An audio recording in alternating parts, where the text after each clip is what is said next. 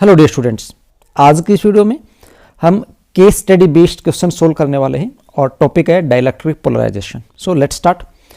Dielectric with polar molecules also develops a net dipole moment in an external field, but for a different reason in the presence of an external field, in the absence of any external field, the different permanent dipoles are oriented randomly due to the thermal agitation.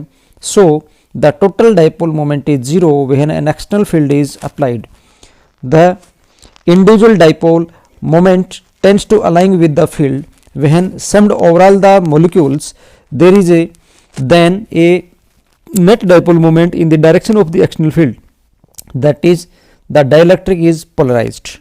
The extent of polarization depends on the relative strength of two factors: the dipole potential energy in the external field tending to align the dipole mutually opposite with the field, and the thermal energy tending to disrepute the alignment.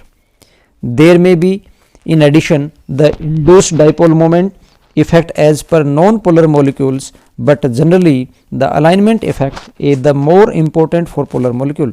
Thus in either case, whether polar or non-polar, is dielectric develops a net dipole moment in the presence of an external field. The dipole moment per unit volume is called dielectric polarization or polarization. So यहाँ पे कुछ points आपके पास आए हैं, जैसे हम कुछ points को यहाँ पे अंडरलाइन भी कर लें इसके अंदर पहले से तो ज़्यादा अच्छा है। एक पॉइंट तो आपके पास ये है, यहाँ से स्टार्टिंग से करते हैं कि पोलर और नॉन पोलर दो प्रकार से होते हैं। क्या करते हैं कि dielectric with a polar molecule also develop a net dipole moment. Net dipole moment करते हैं, बट उसका एक डिफरेंट रीजन होता है। परमानेंटली ओरिएंटेड होते हैं वो, और किसके कारण परमानेंटली ओरिएंटेड होते हैं? वो थर्मल एजिटेशन के कारण होते हैं, ठीक है। और एक्सटर्नल फील्ड जब अप्लाई करते हैं तो इंडिविजुअल जो डाइपोल्स होते हैं अलाइन करते हैं, और सभी को जब सम अप करते हैं तो नेट डाइपोल मोमेंट आपके पास आता है। और ये दो फैक्टर्स पे डिपेंड करता है, एक तो पोटेंशियल एनर्जी का है उसका, और एक थर्मल एनर्जी का फैक्टर हमारे पास यहाँ पे आया है। उसके बाद जो इंड्यूस्ड डाइपोल मोमेंट का इफेक्ट होता है नॉन पोलर मॉलिक्यूल में, वो किसके कारण होता है? एक्सटर्नल इलेक्ट्रिक फील्ड के कारण भी होता है। But generally the alignment effect is more important for polar molecules. जो अलाइनमेंट इफेक्ट था वो किसके लिए ज़्यादा इंपॉर्टेंट है? पोलर मॉलिक्यूल्स के लिए है। Thus in either case whether the polar और non polar a dielectric develop net dipole moment, यानी कोई भी डाइलेक्ट्रिक होगा तो उसके पास नेट डाइपोल मोमेंट होगा किसमें? एक्सटर्नल फील्ड की प्रेजेंस में, चाहे वो पोलर हो चाहे नॉन पोलर हो। और लास्ट में एक डेफिनेशन आई है कि moment per unit volume is called polarization. Polarization क्या होता है? डाइपोल मोमेंट को पर यूनिट वॉल्यूम अगर हम निकाल लेंगे तो हमारे पास क्या आएगा? वो पोलराइजेशन आ जाएगा। सो अब कुछ क्वेश्चन हैं, इनके आंसर देखते हैं। पहला क्वेश्चन इसमें पूछा है the best definition of the polarization is. तो देखिए लास्ट वाला पॉइंट आपके पास पैसेज में क्या आया था? The dipole moment per unit volume is called polarization. तो यहाँ पे आपके पास ऑप्शंस क्या क्या दे रखे हैं वो देख लेते हैं। Orientation of dipole in random direction, electric dipole moment per unit volume, यही है बी वाला ऑप्शन ही आपके पास सही है। So option B is correct option in this case. Question number 2, calculate the polarization vector of the material which has 100 dipoles per unit volume in a volume of 2 units. यहाँ ध्यान से देखिए, unit volume के अंदर कितने हैं? 100 dipoles हैं, 100 dipoles per unit volume है, और यूनिट कितनी दे रखी है? 2। कितनी दे रखी है? 2। तो ये डेफिनेशन देखो, dipole moment per unit volume, unit volume का अगर है और हमारे पास वॉल्यूम कितनी दे रखी है? 2, तो इसका 2 टाइम कर देंगे तो आंसर कितना आ जाएगा यहाँ पे? 200।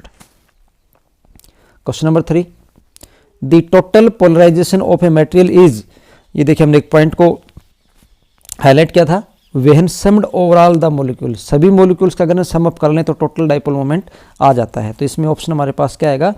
सम of all type of polarization. तो इसका आंसर आपके पास आएगा बी।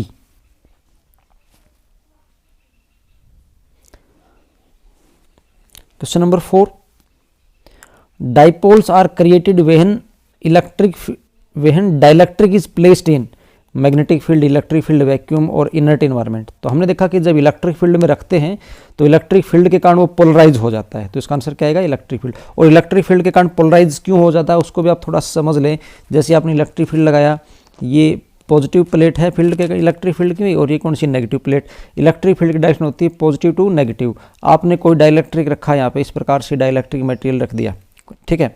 अब डाइलेक्ट्रिक मटेरियल रखेंगे तो डाइलेक्ट्रिक में क्या होगा, ये जो पॉजिटिव चार्ज है तो पॉजिटिव चार्ज क्या करेगा, डाइलेक्ट्रिक के नेगेटिव चार्ज को अपनी तरफ अट्रैक्ट करेगा, तो यहाँ नेगेटिव चार्ज हैं वो इंड्यूस हो जाएंगे और अपोजिट में कौन से चार्ज इंड्यूस हो जाएंगे, पॉजिटिव चार्ज। तो डाइलेक्ट्रिक का जो फील्ड है वो अप्लाइड फील्ड से क्या हो जाएगा, अपोजिट क्रिएट हो जाएगा। और क्योंकि डाइलेक्ट्रिक के पास प्लस और माइनस हो गया, मतलब आप बोल सकते हो क्या यहाँ पे क्या हो गया, इसका पोलराइजेशन हो गया। पोलराइजेशन का मतलब क्या है, तो चार्ज जो होते हैं उनको पोलराइज कर देना है, तो ये पोलराइज हो गया है ना। तो इस प्रकार से एक्शन इलेक्ट्रिक फील्ड में पोलराइज होता है। तो आपका आंसर यहाँ पे क्या आया, बी। और फिफ्थ क्वेश्चन है, identify which type of polarization depends on the temperature. Temperature पे कौन सी पोलराइजेशन डिपेंड करती है। देखिए टेम्परेचर क्या करता है, आपने यहाँ पे देखा भी होगा, यहाँ पे एक पॉइंट में देखो थर्मल एजिटेशन लिखा था हमने। ये क्या करता है, डाइपोल की जो डायरेक्शन होती है उनको क्या करता है, अलाइनमेंट को चेंज करता है टेम्परेचर। अगर टेम्परेचर आप ज़्यादा कर दोगे तो डाइपोल की अलाइनमेंट डिस्टर्ब हो जाएगी, है ना। तो यहाँ पे आप देखते हो आंसर में तो क्या है, इलेक्ट्रॉनिक है, आयोनिक है, ओरिएंटेशनल है और इंटरफेशियल है। तो ओरिएंटेशनल मतलब जो टेम्परेचर होता है वो क्या करेगा, ओरिएंटेशन चेंज करेगा। क्यों, क्योंकि डाइपोल जो है ना उनके जो चार्ज हैं चार्ज मोशन में आ जाएंगे ज़्यादा टेम्परेचर के कारण, तो इसलिए उनकी ओरिएंटेशन भी डिस्टर्ब हो जाएगी। तो इसका आंसर क्या आएगा, इसका आएगा ओरिएंटेशनल।